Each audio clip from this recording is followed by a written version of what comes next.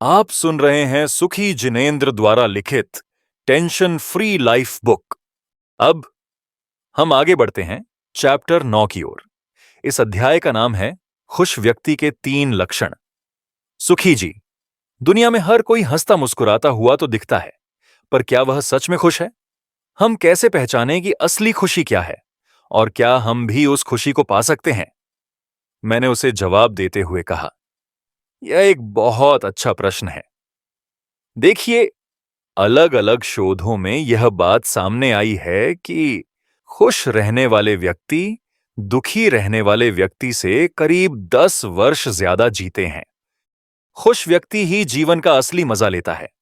वह ही जीवन के असली महत्व को समझ पाते हैं, या ऐसा कहें कि जिन्होंने जीवन का असली महत्व समझ लिया है, वह ही सच्ची खुशी प्राप्त करते हैं। ऐसे खुश व्यक्ति के बहुत सारे पहचान के चिन्ह होते हैं, जिनके आधार पर आप उन्हें आसानी से पहचान सकते हैं। पर याद रखना, उनकी परीक्षा करना हमारा उद्देश्य नहीं है। सच में तो मुझे भी खुश होना है। इसके लिए उन लक्षणों को अच्छे से पहचान कर उन्हें अपने जीवन में प्रकट करना है। यदि यह 3 लक्षण मेरे में है तो मैं खुश हूं, और यदि कम है तो उनको विकसित कर वास्तविक खुशी का आनंदमय जीवन जीना है। वह 3 प्रमुख लक्षण हैं। लक्षण 1, भरपूर गहरी नींद। खुश व्यक्ति का सबसे प्रमुख और आसान लक्षण है अमन चैन की भरपूर गहरी नींद। यदि आपको समय पर भरपूर नींद आ रही है और वह पूरी भी हो रही है, तो समझ लीजिए कि आप दुनिया के बहुत खुश नसीब इंसान हैं। यह आपके जीवन की बहुत महत्वपूर्ण गतिविधि है। यदि यह गतिविधि अच्छे से हो रही है, तो समझ लीजिए कि अब आपकी सारी गतिविधियां बढ़िया होने वाली हैं। लेकिन यदि यह गतिविधि अच्छे से नहीं हो रही है, तो समझ लीजिए कि अब आपके जीवन में खतरे की घंटी बजना शुरू होने वाली है। जब आप अच्छी नींद ले रहे होते हैं, तो आप सहज ही अपने आप को ठीक कर रहे होते हैं। आपके टिश्यूज स्वतः ही रिपेयर होने लगते हैं। अंदर काम करने वाले हार्मोन्स व्यवस्थित तरीके से अपना काम कर पाते हैं। आप स्वस्थ फील करने लगते हैं। आपकी रचनात्मकता और उत्पादकता सहज ही बढ़ने लगती है। आपके प्रदर्शन में अनएक्सपेक्टेड सुधार होता है। आप अच्छा और नया सोच पाते हैं। मेरी ये बात सुनकर मित्र खुशी से उछल पड़ा। सुखी जी, ये बात तो आपने बहुत ही जोरदार बता दी है। अब तो कल से न कोई काम न कोई धाम, बढ़िया से करेंगे पूरे टाइम आराम। मैंने मुस्कुराते हुए कहा, आराम? अच्छा, तो फिर आप कल से अपना फोन, लैपटॉप चार्ज में लगाना और बस लगे ही रहने देना। उसको चार्जर से निकालना नहीं। वह हैरान होकर बोला, अरे, आप ये कैसी बात कर रहे हो? उसे 100% से ज्यादा चार्ज नहीं करना चाहिए, और मैंने उसे चार्ज पर लगा रखने के लिए थोड़े ही खरीदा है। वह तो मेरे काम में, मेरे बिजनेस में और कुछ नया सीखने एवं जानने में मदद करने के लिए है। पर जब हम उससे दिन भर काम लेकर उसे डिस्चार्ज कर लेते हैं, तब फिर वह बंद ना हो जाए, काम करना बंद ना कर दे और अच्छे से काम करता रहे। बस इसके लिए उसे चार्ज पर लगाते हैं। मैंने तुरंत उसकी बात पकड़ते हुए कहा, यही तो मैं कह रहा हूं कि उस एक छोटी सी मशीन का आप इतना ध्यान रखते हो, पर जो सबसे बड़ी मशीन अर्थात जो आपका शरीर है, जो सब काम संचालित कर रही है, उसको क्यों नहीं चार्ज पर लगाना चाहते हो? और जब वह पूरी चार्ज हो जाती है, तब फिर उसका भरपूर प्रयोग क्यों नहीं करना चाहते हो?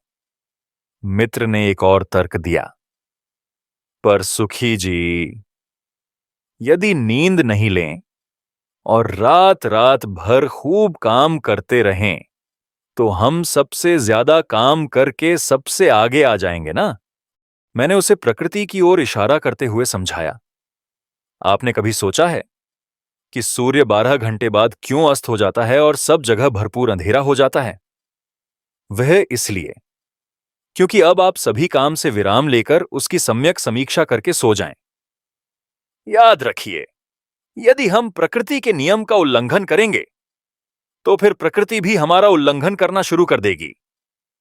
जिस प्रकार मोबाइल अपनी तय सीमा तक काम करके डिस्चार्ज होने लगता है, ठीक उसी प्रकार आप भी एक बार में एक तय सीमा तक काम कर सकते हैं। यदि उससे ज्यादा करना चाहेंगे तो कुछ दिन तो कर लेंगे, पर ज्यादा दिन नहीं कर पाएंगे। सहज ही अनेक प्रकार की परेशानियों से घिर जाएंगे। फिर 24 घंटे ही अस्पताल में या घर में आराम करना पड़ेगा।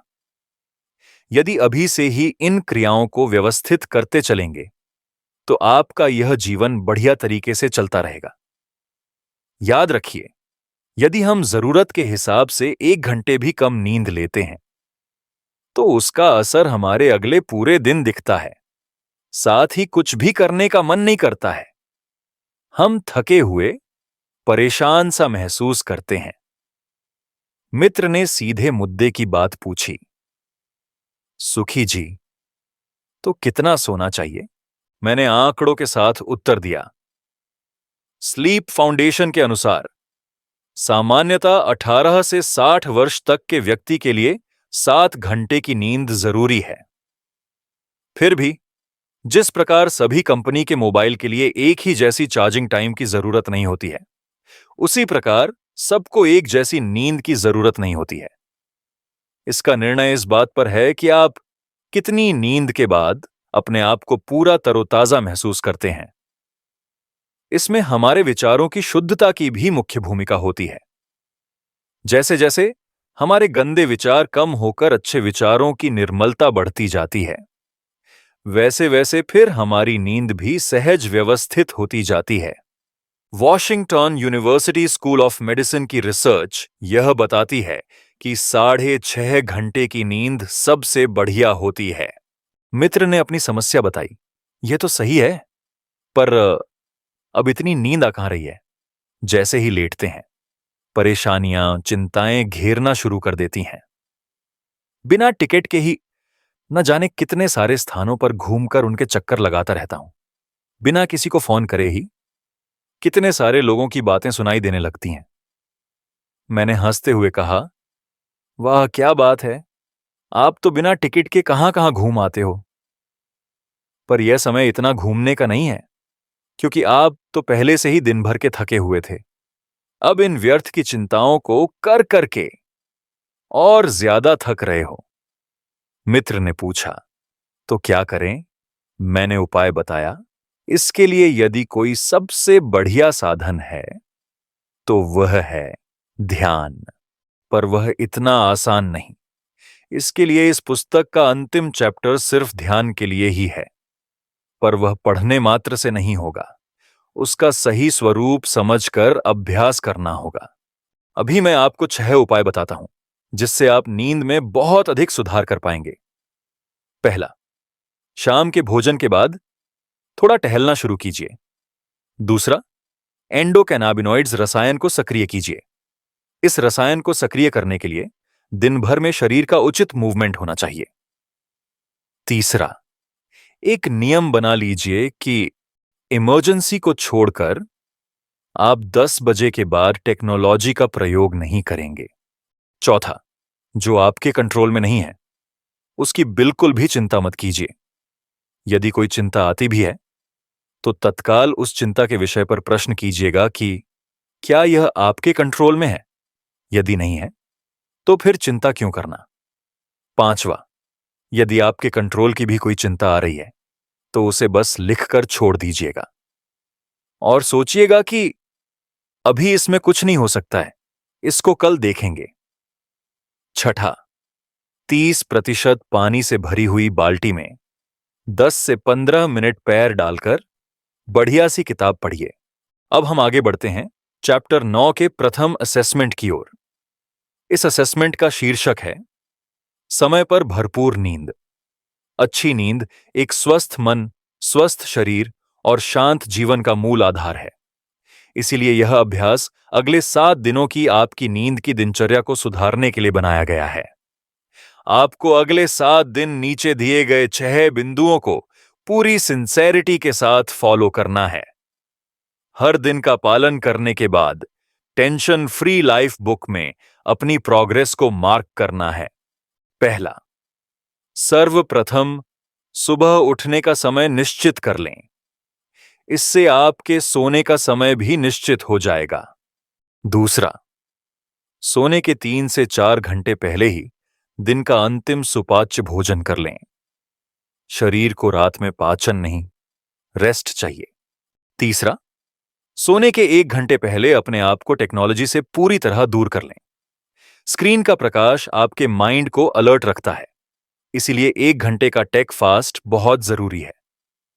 चौथा, दिन भर के विचार, भाव या काम जो आपके दिमाग में चल रहे हों, उन्हें एक कागज पर लिख लें और यदि वे आवश्यक नहीं हैं तो उसी समय कागज फाड़कर फेंक दें। यह मन को तुरंत हल्का कर देता है। पांचवा, यदि नींद नहीं आ रही है तो कोई अच्छी आध्यात्मिक ज्ञानवर्धक पुस्तक पढ़ें। इससे मन स्थिर होगा और धीरे धीरे स्लीप मोड में चला जाएगा। छठा, मेडिटेशन करते हुए लेट जाए। धीरे धीरे सांसें लें, मन को शांत करें और नींद को आने दें। और एक महत्वपूर्ण बात, सबसे आदर्श सोने का समय रात 9 से 11 बजे के बीच है और रात 10 बजे से 2 बजे के बीच की नींद सबसे अधिक हीलिंग करने वाली और स्वास्थ्यवर्धक होती है।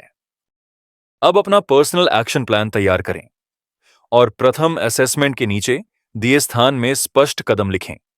यह आपकी नींद को सुधारने का प्रैक्टिकल रोड मैप होगा।